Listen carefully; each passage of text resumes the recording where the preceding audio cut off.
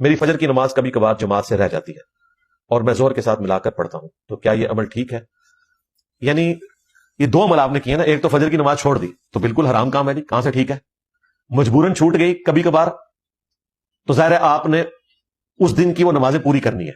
اور کوشش کریں کہ ظہر سے پہلے پہلے پڑھ لیں تاکہ ترتیب بھی قائم رہے۔ ویسے تو اس کے لیے افضل عمل یہی ہے کہ جیسے ہی آپ کی آنکھ کھلے تو آپ نے ظہر کا بھی انتظار نہیں کرنا، وضو کر کے پہلے نماز پڑھنی ہے، زندگی موت کا پتہ نہیں ہے۔ اتنی دلیری نہ دکھائیں کہ آپ فجر کے لیے ایک تو اٹھے نہیں ہیں اور اوپر سے اتنے سست ہیں کہ آپ کہہ رہے ہیں میں اس کو ظہر کے ساتھ ہی جا کے پڑھوں گا، ایسا نہیں کر سکتے۔ اس کے ثبوت میں وہ حدیث ہے جو بخاری مسلم دونوں میں آئی،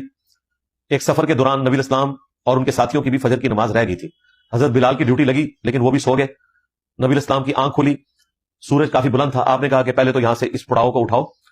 اس جگہ پر شیطان کا غلبہ ہوا جس کی وجہ سے ہماری نماز رہ گئی۔ پھر دوسری جگہ پڑاؤ کیا،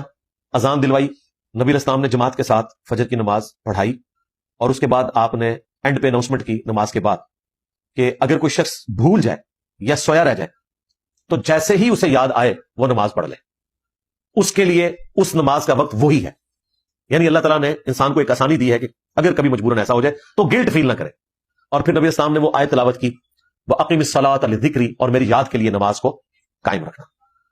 تو اس کو آپ ڈیلے نہیں کریں گے، زور تک ٹائم ہے تو فوراً اسی وقت نماز پڑھیں، اور فجر کی سنتیں بھی آپ اس وقت میں پڑھ سکتے ہیں، اور یہ قضا نہیں ہوگی نماز کی، یہ ادا ہی ہوگی، کیونکہ آپ نے جان بوجھ کے ایسا نہیں کیا۔ لیکن رات کو ٹائم پہ سویا کریں، اگر آپ نے روٹین بنائی ہے رات کو 2-2:30 بجے سونے کی تو پھر فجر کے وقت تو آپ نہیں اٹھ سکتے، یہ تو آپ رات ہی سے ایک بدنیتی کے اوپر مبنی کام کر رہے ہیں، اور آپ جان بوجھ کے ایسی ایکٹیویٹی پرفارم کر رہے ہیں جس کی وجہ سے آپ کی نماز رہ جائے، تو آپ گناہگار تو ہوں گے پھر۔